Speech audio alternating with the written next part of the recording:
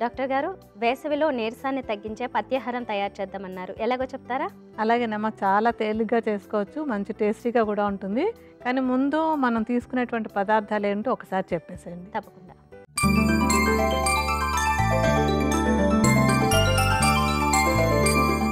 వేసవిలో వచ్చే నీరసం సమస్యను తగ్గించే పత్యాహారం తయారీకి కావలసిన పదార్థాలు: కర్బూజా పండు, సబ్జా గింజలు, బార్లీ గింజలు, దానిమ్మ గింజలు, తేనె.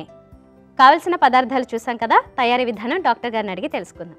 డాక్టర్ గారు, మరి తయారీ విధానం చెప్తారా? అలాగేనమ్మా, మొట్టమొదట మనం బార్లీ గింజలు తీసుకుని ముందే రాత్రిపూట నానబెట్టేసుకోవాలి. రాత్రి అంటే వీటికి పెద్దగా కొలతలు అక్కర్లేదు, అన్ని సుమారుగా వేసుకోవచ్చు. ఒక గుప్పెడు అన్నట్టుగా తీసుకుని ఒక గుప్పెడు బార్లీ గింజల్ని కొంచెం నీళ్లు పోసి నానబెట్టేయాలి రాత్రి అంతా. ఓకే. నానబెట్టేసి పొద్దున్న మనం ఆ బార్లీ నీళ్ళని తీసుకోవాలి. సుమారుగా ఒక కప్పుడు బార్లీ నీళ్ళు వచ్చేలాగా తీసుకుని ఆ నీళ్ళని ఒక బౌల్లో పోసుకుందాం మనం.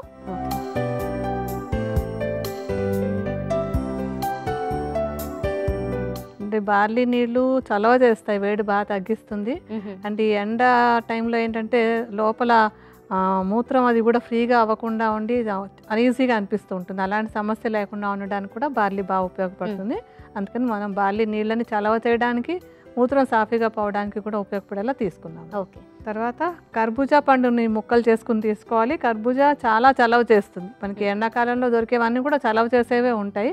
సో ఈ కర్బూజాని తీసుకుని ముక్కలు చేసేసి, ముక్కలు ఏంటంటే వీటికి కూడా పెద్దగా కొలత ఏం అక్కర్లేదు, ఎంత వరకు తినగలుగుతామో అంత పరిమాణంలో తీసుకోవచ్చు. ఈ ముక్కలు చేసినటువంటివి 1.5 కప్పు 2 కప్పులో ఉండేలాగా ఈ కర్బూజా పండు ముక్కల్ని మనం తీసుకున్నటువంటి బార్లీ నీళ్ళల్లో వేసుకోవాలి. కొంచెం కర్బూజా ముక్కల్ని ఆ నీళ్ళల్లో వేద్దాం.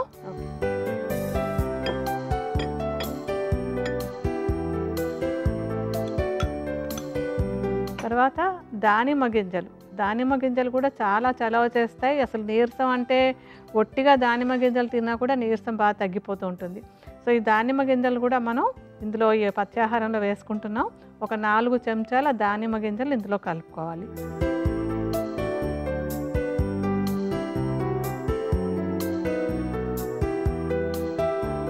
తర్వాత అది సబ్జా గింజలు. సబ్జా గింజలు మనకి అందరికీ తెలిసినటువంటిదే, చాలా చలవ చేస్తుంది ఇది కూడాను.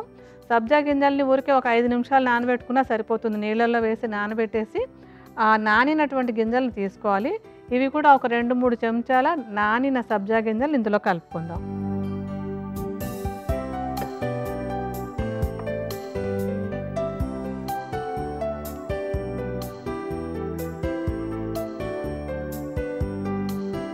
తర్వాత తేనె కూడా ఇందులో కలుపుకుంటే ఏంటంటే తేనె మనకి న్యాచురల్గా లభించేటువంటి శక్తి ఇచ్చే పదార్థం. అంటే సహజ సిద్ధంగా వచ్చేటువంటిది, రిఫైన్ అది చేయరు కనుక ఇది చాలా మంచిది. చక్కటి నీరసం తగ్గడానికి చాలా బాగా ఉపయోగపడుతుంది. ఒక 2 పెద్ద చెంచాల తేనెను కూడా ఇందులో కలుపుకోవాలి.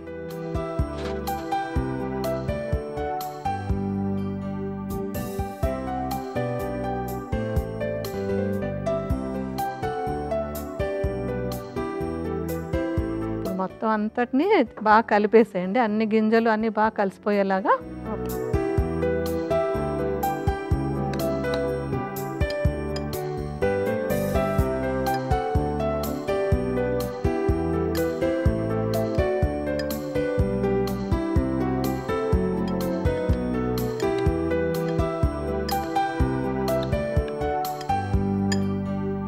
ఇవన్నీ బాగా కలిపేసుకున్నామంటే మనకి పత్యాహారం రెడీ అయిపోయింది.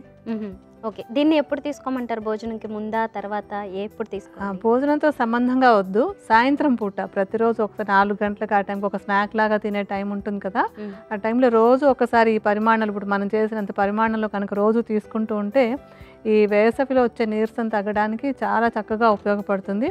చేసుకోవడం తేలిక, అందులో ఉన్నవన్నీ కూడా మంచి బలాన్ని, శక్తిని ఇచ్చేటువంటివి, నీరసాన్ని బాగా తగ్గించేటువంటి పదార్థాలను. సో ఈ వేసవికాలం మొత్తం ప్రతిరోజు ఇది తీసుకుంటూ ఉన్నట్టయితే కనుక వేసవిలో వచ్చే నీరసం అనేది ఉండదు. అది ఎవరైనా తీసుకోవచ్చు, ఏ వయసు వాళ్ళైనా, చిన్నపిల్లలైనా పెద్దలైనా సరే, ఎవరైనా సరే హ్యాపీగా రోజు తీసుకోవచ్చు ఇది.